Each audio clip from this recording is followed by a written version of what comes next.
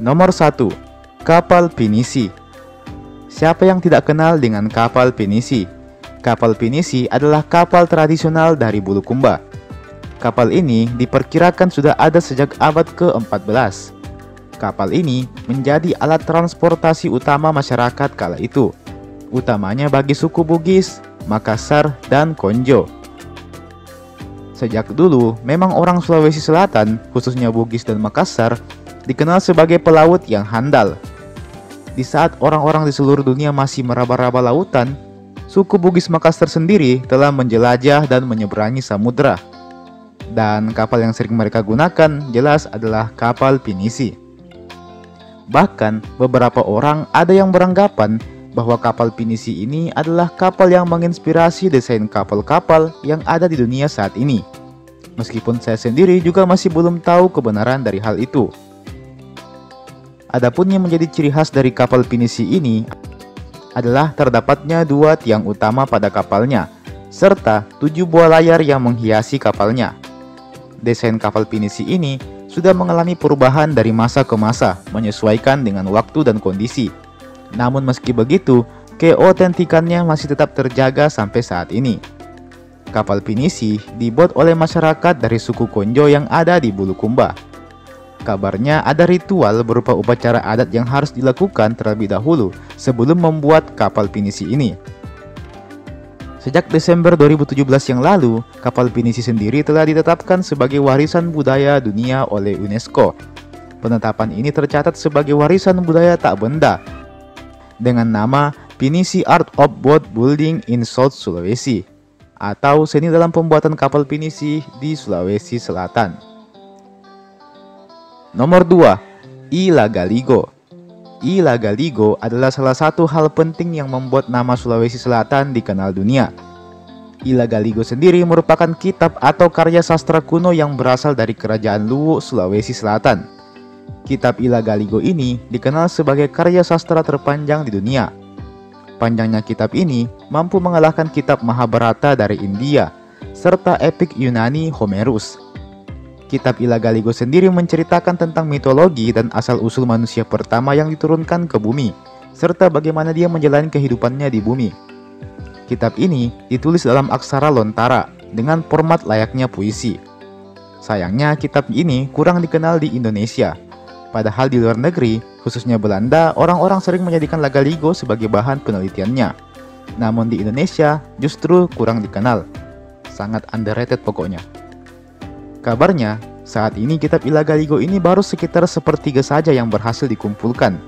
Selebihnya masih terus dalam tahap pencarian. Nah, buat teman-teman yang mau memahami atau mengetahui bagaimana kisah yang terkandung dalam kitab Ilagaligo ini, teman-teman bisa menontonnya di channel saya, karena saya juga sedang membuat serialnya. Jadi silakan teman-teman cari di playlist saya yang berjudul Ilagaligo Series. Nomor 3. Kopi Toraja. Kopi Toraja bisa dibilang merupakan salah satu kopi paling disukai di dunia. Kopi Toraja dianggap sangat nikmat oleh banyak orang di seluruh dunia. Kopi Toraja ini terkenal dengan rasanya yang unik, beraroma rempah-rempah dengan kadar keasaman yang cukup tinggi, dan dengan tekstur yang kental.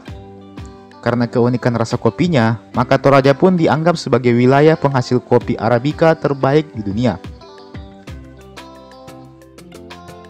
Nomor 4. Penyebar agama Islam di Afrika. Tahukah kalian bahwa awalnya Islam masuk ke benua Afrika dibawa oleh seorang ulama asal Indonesia, yaitu Syekh Yusuf Al-Makassari. Beliau adalah seorang pemuka agama Islam yang berasal dari Kabupaten Goa, Sulawesi Selatan. Beliau awalnya merupakan seorang mubalik di Nusantara, sebelum akhirnya dia diasingkan oleh pihak Belanda pada masa penjajahan. Dia dikirim ke Afrika, namun sebelumnya dia sempat dikirim ke Sri Lanka dan mendapatkan beberapa pengikut di sana. Selain itu, orang-orang dari India pun juga banyak yang berguru ke beliau. Beliau kemudian diasingkan lagi ke Afrika Selatan, dan akhirnya beliau memutuskan untuk berdakwah di sana hingga wafat. Beliau mendapatkan banyak sekali pengikut dan juga berhasil membuat banyak orang Afrika masuk Islam. Bahkan, nama daerah tempat tinggal beliau di Afrika pun juga diberi nama Kota Makassar, yang terinspirasi dari kampung halaman Syekh Yusuf Al-Makassari. Hingga saat ini, setiap musim haji, makam beliau di Afrika Selatan akan selalu ramai dikunjungi oleh para peziarah.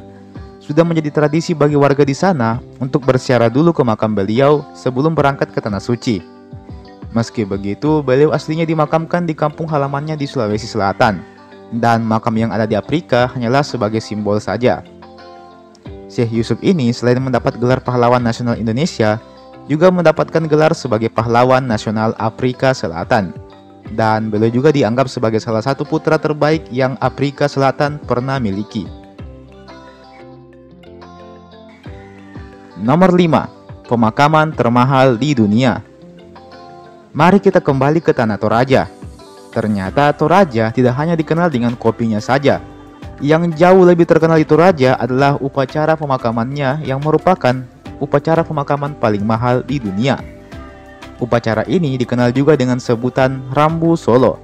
Upacara ini berlangsung hingga beberapa hari dengan berbagai macam ritual yang unik, serta diperkirakan mampu menghabiskan biaya hingga mencapai miliaran rupiah hanya untuk sekali pemakaman saja.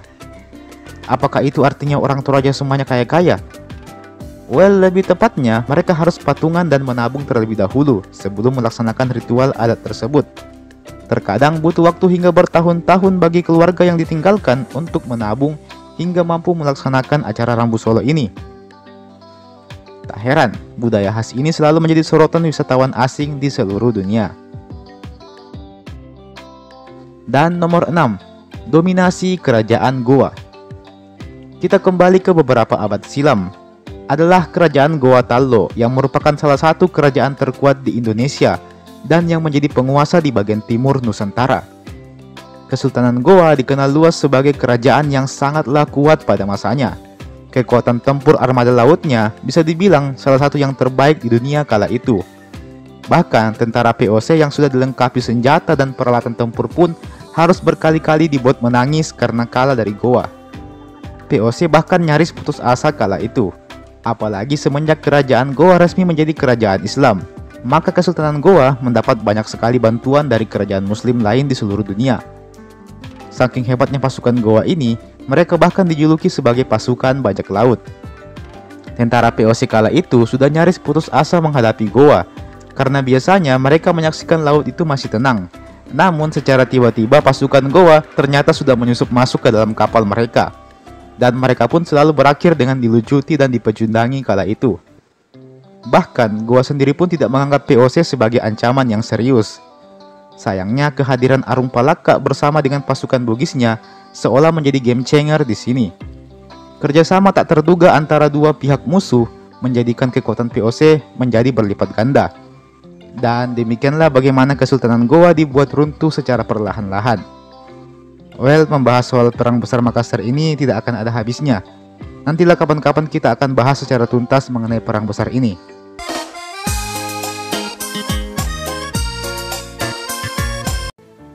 Nomor 1. Ana Bacing. Ana Bacing terbilang alat musik yang simple. Alat musik ini sangat mudah dimainkan. Pasalnya, alat musik ini hanya perlu dibenturkan satu sama lain untuk menghasilkan suara hentakan. Ana Bacing sendiri adalah alat musik yang bahan utamanya adalah besi yang dibuat menyerupai anak panah.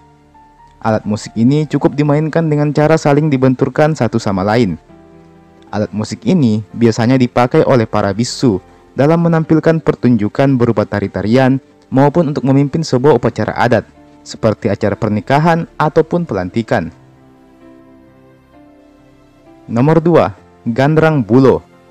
Gandrang Bulo adalah alat musik sejenis gendang yang dimainkan dengan cara dipukul-pukul. Alat musik ini memiliki dua sisi pada bagian gendangnya. Sisi yang lebih besar biasanya dimainkan dengan cara dipukul menggunakan sebuah alat berupa tongkat kayu kecil. Sedangkan sisi yang lebih kecil dipukul hanya dengan menggunakan tangan kosong saja. Layaknya gendang pada umumnya, bunyi suara yang dihasilkan alat musik ini pun juga sama. Biasanya alat musik ini digunakan apabila ada acara-acara adat yang akan digelar di Sulawesi Selatan. Nomor 3. Geso-geso. Geso-geso atau biasa juga disebut dengan keso-keso adalah alat musik yang dimainkan dengan cara digesek. Alat musik ini memiliki dua buah senar dan digesek dengan menggunakan sebuah kayu dan senar yang bentuknya agak menyerupai busur panah. Cara memainkan alat musik ini sebenarnya agak mirip dengan biola. Hanya saja alat musik ini lebih simpel. Alat musik ini biasanya dimainkan untuk mengiringi seseorang yang sedang membacakan syair-syair atau puisi. Nomor 4. Jalapa. Jalapa adalah alat musik yang terbuat dari logam kuningan.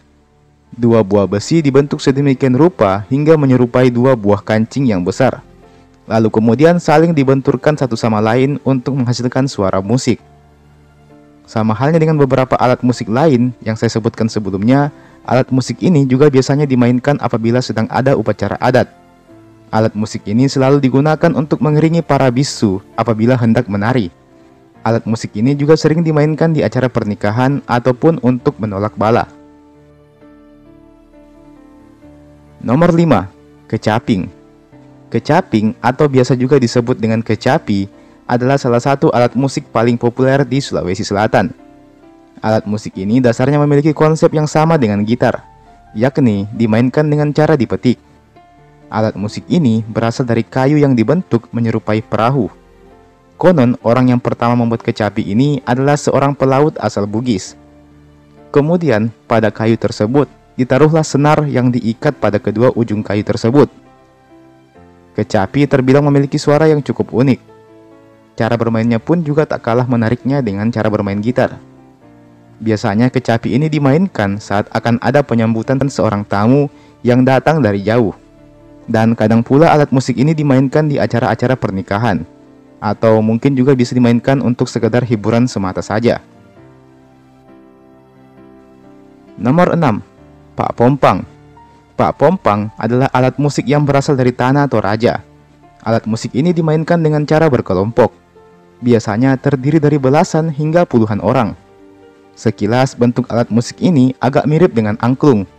Namun terdapat perbedaan di antara keduanya.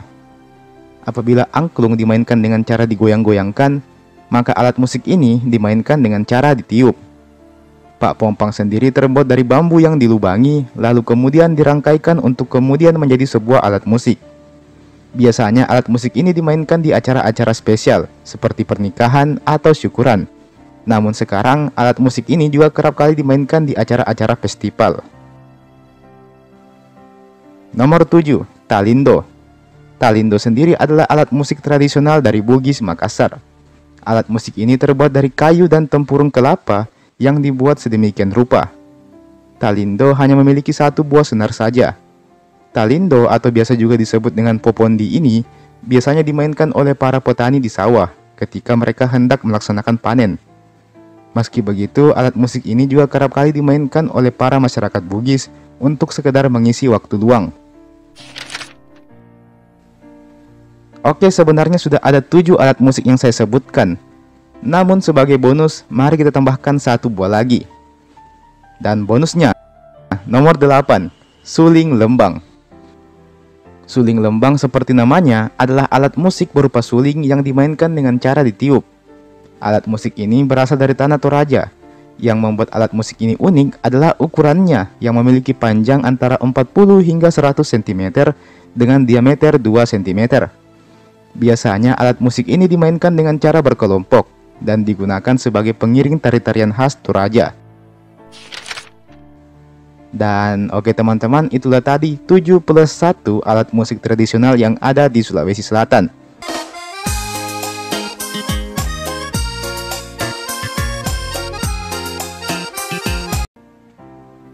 Nomor 1. Besing. Besing adalah senjata khas Sulawesi Selatan yang terbuat dari besi yang dibuat memanjang layaknya sebuah tombak. Besing ini adalah senjata yang paling umum digunakan oleh masyarakat pada zaman dulu. Karena biasanya senjata-senjata Sulawesi Selatan itu ada yang hanya boleh digunakan sama bangsawan dan ada juga yang boleh digunakan oleh semua kalangan. Dan besing ini termasuk senjata yang boleh dipakai oleh siapa saja tanpa mengenal kasta. Besing sendiri dikenal memiliki ciri khas pada gagangnya yang biasanya akan diukir atau dihiasi dengan emas. Biasanya gagang emas pada besing ini memiliki tanda bahwa besing itu milik seorang bangsawan. Selain itu, ada juga besing yang gagangnya tidak dihiasi apapun. Biasanya itu milik rakyat biasa. Besing sendiri dipercaya memiliki unsur magis di dalamnya. Ya, kalian tahu sendirilah kalau orang zaman dulu itu kan banyak yang sakti-sakti. Nomor 2, keris tapi. Keris tapi ini adalah senjata khusus yang hanya digunakan oleh satu orang saja. Orang tersebut merupakan Raja Bone yang paling populer sepanjang masa. Dialah Arung Palaka. Konon kabarnya, Arung Palaka menggunakan keris ini untuk setiap pertempuran yang dilakoninya. Keris taping ini biasa juga disebut dengan keris Lamakawa. Senjata ini dikenal sangat tajam dan berbahaya. Terdapat racun mematikan yang terkandung pada senjata tersebut, sehingga siapapun yang terkena senjata ini atau hanya tergores saja, maka bisa dipastikan dia akan langsung dibanet dari alam semesta. Selain mematikan, senjata ini juga memiliki sisi kemewahan di mana permukaannya dilapisi oleh emas mulai dari hulu hingga sarung pembungkusnya. Nomor 3, alamang. Alamang adalah senjata yang dikenal keramat di Sulawesi Selatan. Senjata ini disebut juga dengan istilah sonri atau sudang kalau bilang orang Bugis. Senjata ini berbentuk lurus dengan ujung yang runcing dan tajam. Sekilas mirip seperti pisau tipis yang panjang. Senjata ini populer juga di kalangan masyarakat Toraja dengan sebutan Labo Penai. Alamang sendiri merupakan perpaduan dari 3 senjata, yakni tapi, tombak, dan badik. Alamang selain sebagai alat untuk melindungi diri, juga dianggap sebagai simbol kedaulatan dan kemakmuran. Konon kabarnya, seorang raja tidak boleh meninggalkan kerajaannya tanpa membawa alamang ini. Bisa disimpulkan bahwa alamang ini termasuk senjata yang amat sakral. Nomor 4, sepu. Sepu adalah senjata yang bentuknya menyerupai panah. Senjata ini tentu saja kerap kali digunakan dalam pertempuran jarak jauh. Biasanya senjata ini akan dilumuri racun terlebih dahulu sebelum digunakan. Maka dapat dipastikan senjata ini sangatlah berbahaya. Nomor 5, kanna. Kanna sendiri adalah senjata untuk bertahan alias perisai. Senjata ini kerap kali digunakan oleh para prajurit kerajaan, khususnya kerajaan Luwu. Dan sama halnya dengan besing, kanna yang berlapis emas biasanya milik bangsawan dan kanna yang berlapis tanpa hiasan adalah milik rakyat jelata. Fungsi dan cara menggunakan senjata ini pun 11-12 dengan perisai. Jadi memang fungsi utamanya itu adalah untuk bertahan dari serangan musuh, untuk melindungi diri. Nomor 6, tado. Tado sendiri adalah senjata yang terbuat dari tali. Senjata ini lebih berfungsi sebagai perangkap. Biasanya senjata ini lebih sering digunakan untuk menangkap hewan buruan saja. Senjata ini hanya membutuhkan tali yang diikat dengan simpul sedemikian rupa, lalu kemudian dipasang, dan kita sisa menunggu hewan yang terkena jebakan tersebut. Nomor 7, waju rante. Waju rante atau baju besi ini adalah pakaian perang khas masyarakat Bugis dan Makassar. Baju ini tentu saja digunakan sebagai bentuk perlindungan. Baju perang ini terbuat dari untayan cincin besi yang dirajut sehingga membentuk sebuah baju. Jenis baju ini aslinya bukan hanya dipakai sama orang di Sulawesi Selatan saja, tetapi juga populer di kerajaan-kerajaan lain yang ada di Nusantara.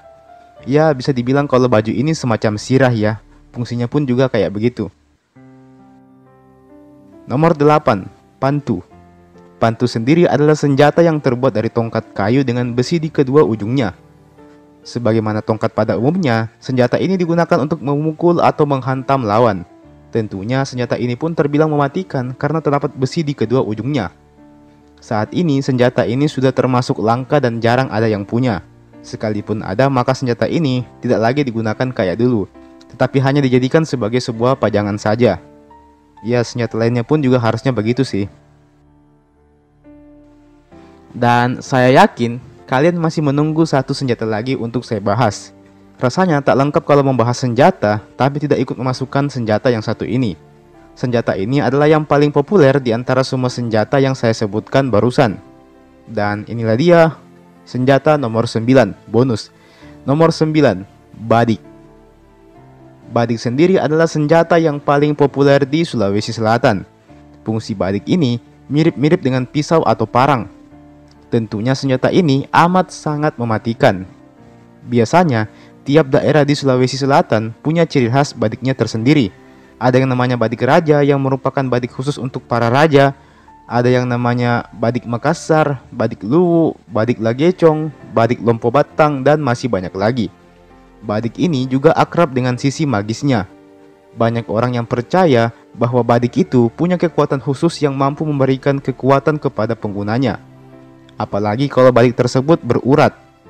Hal ini sebenarnya agak mirip dengan konsep pedang samurai atau katana yang ada di Jepang, di mana terdapat beberapa pedang legendaris yang tidak boleh digunakan siapapun kecuali orang-orang tertentu saja. Dan hingga saat ini, badik masih menjadi senjata ciri khas di Sulawesi Selatan yang paling populer. Beberapa orang pun masih memilikinya, namun tentu saja mereka menyimpannya baik-baik dan tidak membawanya setiap saat, karena bahaya juga kalau bawa badik terus toh. Kini, badik telah menjadi barang yang eksotis yang dijadikan sebagai pajangan atau barang koleksi semata. Tak heran apabila harga badik itu bisa sangat mahal karena juga diburu oleh para kolektor.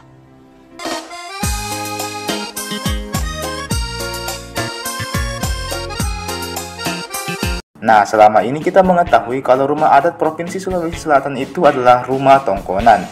Tapi benarkah cuma tongkonan saja yang dianggap sebagai rumah adat Sulawesi Selatan?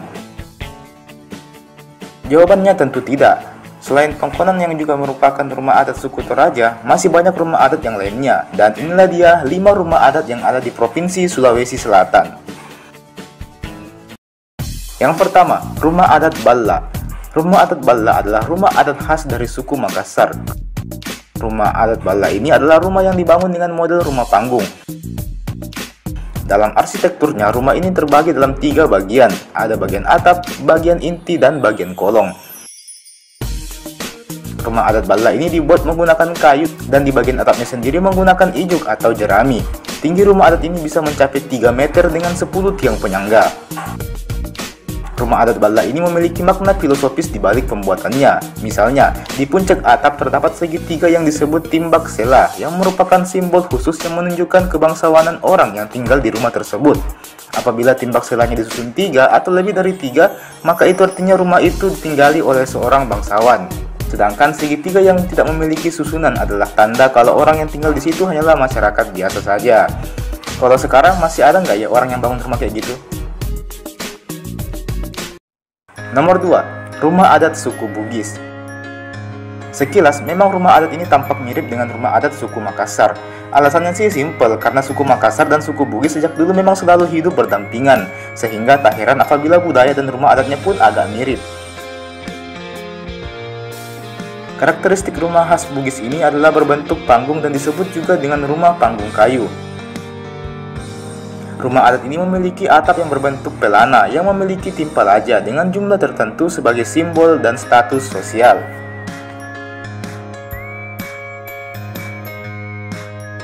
Nomor 3, rumah adat suku Luwu. Nah, kalau rumah adat yang satu ini saya rasa masih lumayan sering ya kita jumpai, khususnya di daerah Luwu tentunya.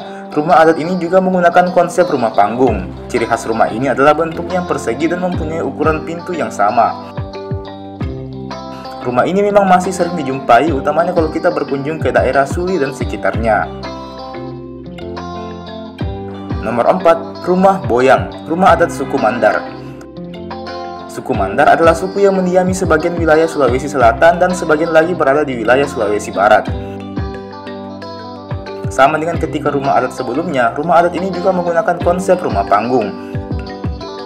Rumah adat ini dibuat dari material berupa kayu dan ditopang dengan tiang penyangga.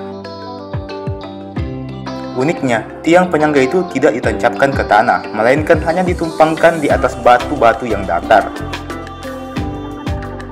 Hal ini dilakukan untuk mencegah kayunya menjadi lapuk. Rumah boyang ini memiliki 2 buah tangga, satu di bagian depan dan satu lagi di bagian belakang. Dan setiap tangganya harus berangka ganjil antara 7 sampai 13. Dinding rumahnya biasanya diukir dengan motif khas suku Mandar.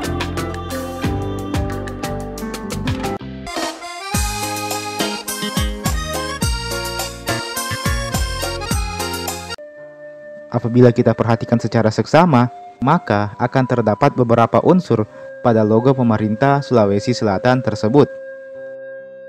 Terdapat unsur seperti bintang, padi dan kapas, sebuah benteng yang merepresentasikan benteng Somba Opu, sebuah badik, gunung, beberapa petak sawah, sebuah tulisan lontara, serta kapal pinisi. Nah, tercatat ada kurang lebih 8 unsur pada logo tersebut. Kira-kira apa sajakah maknanya? Well, mari kita bahas satu persatu. Yang pertama, ada logo bintang. Nah, bintang yang terdapat pada logo tersebut memiliki 5 buah sudut yang digambarkan sebagai wujud asli bintangnya, dan juga 5 buah sudut lainnya yang merepresentasikan sinar atau kilauannya. Bintang pada logo ini sendiri mempunyai makna sebagai cahaya, yang dimana cahaya ini merujuk pada sila pertama Pancasila, yakni ketuhanan yang Maha Esa. Yang kedua, buah padi dan buah kapas. Apabila kita perhatikan secara seksama, maka kita akan menjumpai bahwa jumlah buah padi yang terdapat pada logo tersebut adalah 17 buah. Sedangkan jumlah buah kapasnya sendiri terdiri atas 8 buah. Daun pada buah kapas tersebut semuanya bergerigi 4, sedangkan pada buah kapasnya sendiri memiliki 5 buah gerigi. Nah, dari angka-angka ini, apabila disusun, maka akan menghasilkan angka 17, 8, dan 45. Yang sebagaimana kita ketahui bahwa angka tersebut merupakan tanggal proklamasi alias Hari Kemerdekaan Republik Indonesia. Selain itu, lambang padi dan kapas ini juga merujuk pada logo sila kelima dalam Pancasila, yakni keadilan sosial bagi seluruh rakyat Indonesia. Yang ketiga, terdapat pula sebuah gambar badik yang terhunus. Badik tersebut berpamor 1 dan memiliki 5 garis siksak di tengahnya. Logo badik ini selain merupakan senjata khas dari Sulawesi Selatan, juga melambangkan kepahlawanan serta sikap siap siaga dalam membela kehormatan bangsa dan tanah air. Adapun 5 sudut berbentuk siksak yang terdapat pada badik tersebut melambangkan jumlah Pancasila yang juga terdiri dari 5 buah sila. Yang keempat, ada gunung dan juga sawah. Terdapat pula gambar gunung maupun sawah pada logo tersebut. Makna dari gunung dan sawah tersebut adalah kesuburan dan kedamaian, serta sebuah pesan bahwa Sulawesi Selatan ingin memiliki masyarakat yang adil dan makmur dalam menjalankan kehidupannya. Yang kelima, apabila kita perhatikan kembali, maka kita juga akan menemukan tulisan lontara pada logo tersebut. Nah, tulisan lontara tersebut berbunyi Tokdo Puli, yang apabila kita artikan ke dalam bahasa Indonesia, maka artinya adalah teguh dalam keyakinan. Yang keenam, terdapat pula selembar pita yang bertuliskan Sulawesi Selatan. Nah, pita tersebut sendiri menggambarkan corak budaya yang kuat serta bernilai tinggi yang telah ada di Sulawesi Selatan sejak zaman dahulu kala. Kemudian, yang ketujuh, terdapat pula gambar benteng Somba Opu pada logo tersebut. Makna dari benteng Somba Opu tersebut tidak lain dan tidak bukan adalah untuk menggambarkan bentuk perlawanan dan kepahlawanan rakyat Sulawesi Selatan dalam menentang imperialisme, kolonialisme, neokolonialisme, dan feodalisme. Di dalam gambar benteng Somba Opu tersebut juga terdapat lagi 3 buah gambar, yakni perahu pinisi, cangkul dan gerigi mesin, serta buah kelapa. Nah, perahu pinisi di sini menggambarkan jiwa pelaut yang ulet dan teguh dalam melintasi lautan, serta kesanggupannya untuk melaksanakan tujuan perjuangan.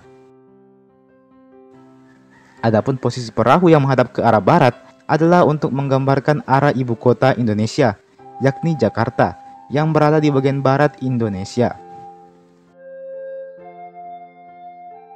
Kemudian terdapat pula gambar cangkul. Nah, cangkul di sini menggambarkan kehidupan masyarakat Sulawesi Selatan yang bersifat agraris, alias mengandalkan pertanian sebagai sektor penghasilannya. Kemudian terdapat pula gerigi besi yang melambangkan industri. Serta yang terakhir adalah gambar kelapa, yang menggambarkan kekayaan hasil bumi yang ada di Sulawesi Selatan.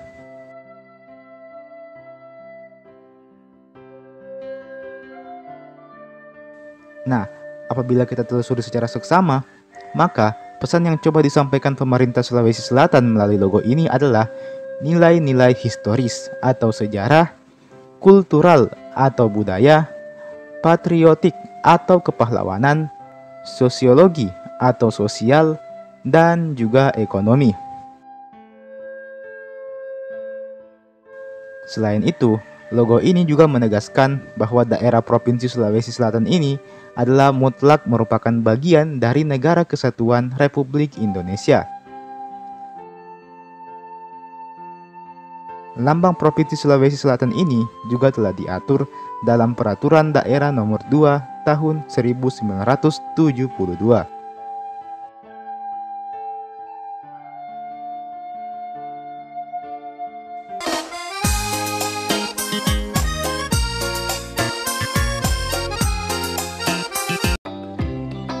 Yang pertama, suku Bugis. Suku Bugis merupakan suku terbesar yang ada di Sulawesi Selatan, atau dengan kata lain, kebanyakan masyarakat Sulawesi Selatan adalah berasal dari suku Bugis. Nah, suku Bugis ini merupakan bagian dari golongan suku Deutero Melayu. Wilayah yang banyak dihuni oleh orang Bugis antara lain Baru, Sidrap, Pindrang, Pare-Pare, Sopeng, Bone, Wajo, dan Palopo, serta sebagian di kota Makassar. Selain di Sulawesi Selatan, rupanya suku Bugis juga ada di luar Sulawesi Selatan, bahkan sampai ke luar negeri loh. Hal ini dikarenakan kebanyakan orang Bugis biasanya bekerja sebagai nelayan atau pedagang, yang notabene mengharuskan mereka untuk merantau ke tempat lain, dan tak jarang pula ada yang menikah dan berkeluarga di sana. Selain itu, faktor invasi kerajaan Goa pada zaman dahulu juga ikut andil dalam penyebaran suku Bugis itu sendiri. Suku Bugis juga mempunyai bahasa dan huruf-huruf mereka sendiri yang disebut dengan huruf Lontara. Nomor 2, suku Makassar. Setelah Bugis, ada suku Makassar yang merupakan suku terbesar kedua di Sulawesi Selatan. Suku Makassar sendiri merupakan etnis yang mendiami wilayah pesisir selatan Pulau Sulawesi, yang meliputi wilayah Makassar, Kabupaten Goa, Maros, Takalar, Jeneponto, Bantaeng, Selayar, dan masih banyak lagi. Orang-orang dari suku Makassar sendiri biasanya dikenal dengan panggilan Daeng. Suku Makassar dikenal sebagai suku yang pandai dalam melaut. Berkat kelebihannya inilah sehingga sejak abad ke-16 yang lalu, orang-orang dari suku Makassar mampu menyatukan berbagai macam daerah seperti Sulawesi, Kalimantan, Nusa Tenggara, Timor Leste, dan Maluku ke dalam Kesultanan Goa. Nomor 3, suku Mandar. Suku Mandar sejatinya merupakan suku asli yang berasal dari Sulawesi Barat, yang notabene dulunya merupakan bagian dari Provinsi Sulawesi Selatan. Sebagian besar orang Mandar bermukim di daerah Majene, Mamuju, dan Polewali, Sulawesi Barat. Suku Mandar sendiri dikenal sebagai suku yang memegang kuat adat, bahasa, tradisi, dan filosofi hidup mereka. Selain itu, suku Mandar ini dikenal memiliki filosofi hidup yang berbeda dengan suku-suku lain yang ada di Sulawesi Selatan. Nomor 4, suku Toraja. Suku Toraja sendiri berasal dari sebuah nama yang diberikan oleh pemerintah kolonial Belanda pada tahun 1909. Suku ini adalah salah satu suku paling unik dan yang paling terkenal di Indonesia dan dunia. Maka tak heran kalau di Toraja selalu ada banyak wisatawan asing yang datang berkunjung. Suku Toraja dikenal karena keunikannya, utamanya pada ritual pemakaman, rumah adat tongkonan, hingga ukiran kayunya yang khas dan unik. Suku Toraja ini juga menjadi salah satu ikon pariwisata di Indonesia. Sebelum kita masuk ke suku terakhir, saya akan menyebutkan beberapa suku lain yang ada di Sulawesi Selatan. Akan saya bahas di video terpisah kalau video ini banyak yang nonton atau like. Adapun suku yang menjadi honorable mention kita pada kali ini adalah suku Duri atau Marwangin alias suku Endretang, dan suku Luwu yang ada di Kabupaten Luwu. Dan nomor 5, suku Konjo. Suku Konjo ini sendiri terbagi ke dalam dua bagian, yakni suku Konjo Pegunungan serta suku Konjo Pasir. Suku Konjo Pegunungan biasanya tinggal di wilayah Kecamatan Tinggi Moncong, wilayah Kalimporo, atau Jannaya, yang merupakan pusat wilayah Konjo. Sedangkan suku Konjo Pasir sendiri terletak di 4 kecamatan di sebelah tenggara wilayah Bulukumba, seperti Kajang, Herlang, Bontotiro, dan Bonto Bahari.